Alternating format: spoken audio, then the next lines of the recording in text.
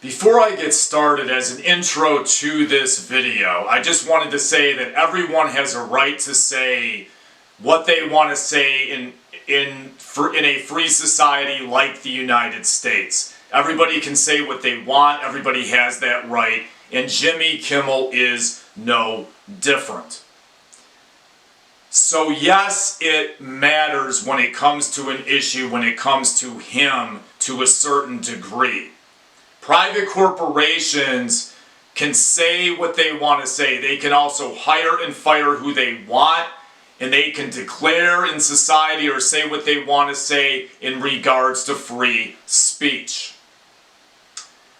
I personally don't watch late night talk shows. I'm usually in bed at that time, and I've basically rarely ever watched Jimmy Kimmel, and I have not watched him on a regular basis in probably about over or somewhere around 20 years. The reality is I'm not into these shows, but everybody has the right to say what they want to say. They're private companies, and they can say what they want. In this video, I'm going to get into the nuts and bolts of this issue. I view this issue as more of an intellectual dichotomy that is kind of a complicated issue on two fronts. So here we go on this issue. I believe these networks, such as the alphabet ones, are all liberal biased anyway, but that's life. Many supposed right-leaning independent networks, such as Fox and Newsmax, are ultimately controlled by a lot of the same money anyway. Basically, these networks, like the alphabet ones, really are controlled by a lot of the same money when you do the research. The money and the globalists basically run all of your media in this country. I've talked about it in previous videos. All mainline media is run by money and the globalists. So I conclude Trump is partially wrong here. He's wrong in the respect of the FCC trying to control or strong arm a network or their affiliates in doing what the president or his administration want them to do, and that's wrong. They're trying to control networks, which I'm not a fan of because they're private companies. But what's really the end game effect on free speech here? Well, I'm going to tell you in my legal opinion. In my view, it's zero, and I will tell you why. 1 plus -1 is 0 here intellectually. As an issue, it's basically a wash on an intellectual level, and I'm going to explain that in the second part of this video now.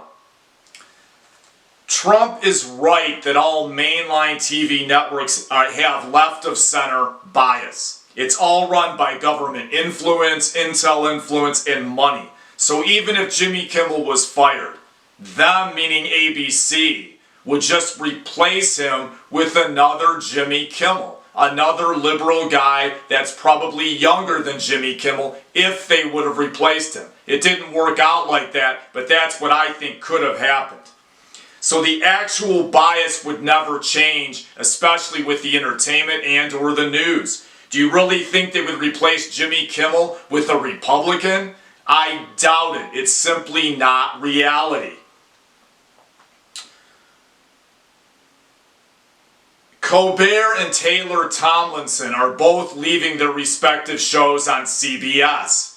I'm a fan of Taylor Tomlinson and Rachel Feinstein when it comes to their stand-up comedy acts. They're traditional liberals, and I think they're funny, and I do like them. I like Taylor Tomlinson, but do you think a Republican from Montana would replace her? I doubt it. Do you think a libertarian from Utah would replace Colbert when he leaves CBS? I seriously doubt it. It's just reality. So the concept or philosophy of the speech will not change here. Therefore, I will argue there is no net real effect intellectually on society. From a business point of view, what's really going to change? Nothing. Trump is wrong legally due to the slippery slope argument. But that's where it ends with me when it comes to a product level. Keep that in mind, a product level. Free speech can be highly complex as an issue. I don't watch Jimmy Kimmel or late night TV, as I stated earlier. I've hardly watched any of that my entire life. I tend to be more into books, movies, and independent news my whole life. But I will defend their right to say what they want, even if they are a bunch of biased, rich, liberal people.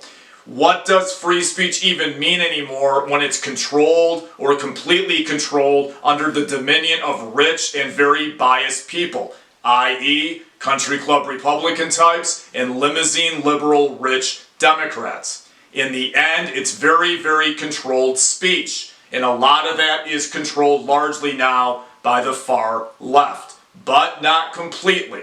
A lot of it is also controlled by rich right-wing people the higher you go up in society. Keep that in mind, it's heavily overlooked. Their product is liberalism and globalism.